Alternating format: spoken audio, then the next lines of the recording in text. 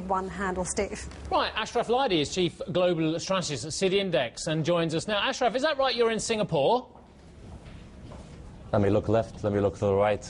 Yes, I am in Singapore. Okay, yeah. Well, the clue would have been if you got on a plane at some stage. But anyway, brilliant. Look, Ashraf, in terms of what they're making of all this over in Singapore, the race to the bottom, so to speak, between the Europeans and indeed the US, what's the perception there? Has it changed your view by being in Singapore and seeing the perception of Western economic malaise?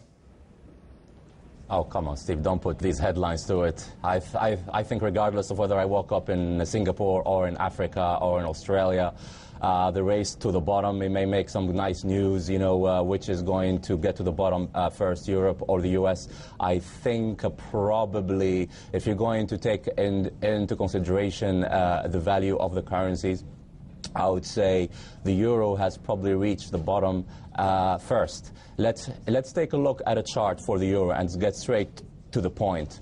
You look at a monthly chart, Steve, of the euro. We've seen a 23% leg down from the 160 highs in 2008 and 2009. Then we saw a 22% leg down from the 150 highs in 2010. And the current leg down, which ended around the 120 and change, that one was 21%. So we had a 23% down, we had a 22% down, and now we have around 21% down. And with Mr. Draghi and Mr. Bernanke doing what they did last week, this paves the way for the next leg up. Yeah, Ashraf, Bill Blind here. How much momentum do we think there is left in this trade at the moment, though, with some of the recent doubts coming out of Spain? I think unlike in the previous occasions when a country would officially ask for help and you would have a knee-jerk reaction to be lower, I think this time, in order for the Draghi plan to work, the countries have to ask for help. So I think that if Mr. Rajoy is going to say that Madrid, not the Spanish banks, but the sovereign is going to ask for help, people are going to say, okay, finally, this OMT is going to finally be put to work. And I think that could lend the momentum to the euro.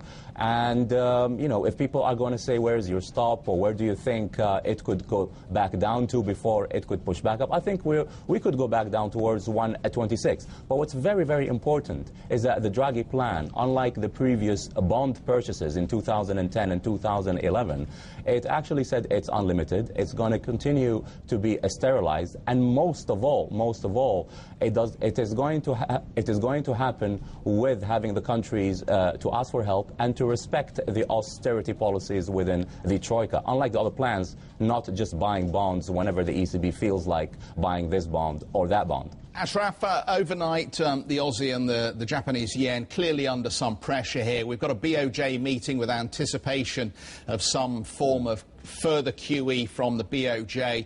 Just give us a sense of how to position coming into this BOJ announcement and what you like about the Aussie or dislike.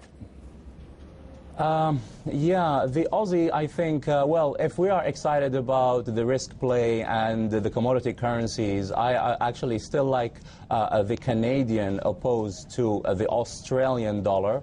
The Australian would not probably really wake up and break above 107 until maybe China dares to come in and ignite the risk trade by issuing their own stimulus package. As for whether probably the Bank of Japan is going to intervene or not, and whether the Japanese are going to ease policy, I think that's going to be tough. Why? Yeah. Because the yen right now, dollar yen is down because of dollar weakness and not yen strength. Aussie yen, euro yen are actually up. Ashraf, just quickly on some of the Asian currencies, I've just been charting the 30-day run across the board, and it seems as though some of that enthusiasm around the Fed has faded pretty quickly. Do you expect that to last?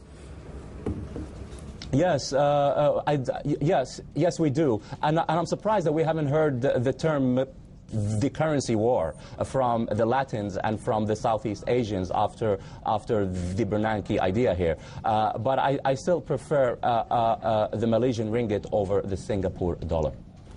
Always a pleasure speaking to you, Ashraf. Thank you very much indeed for your time today, and enjoy the rest of your trip to Singapore. Ashraf Laidi, the Chief Global Strategist at City Index.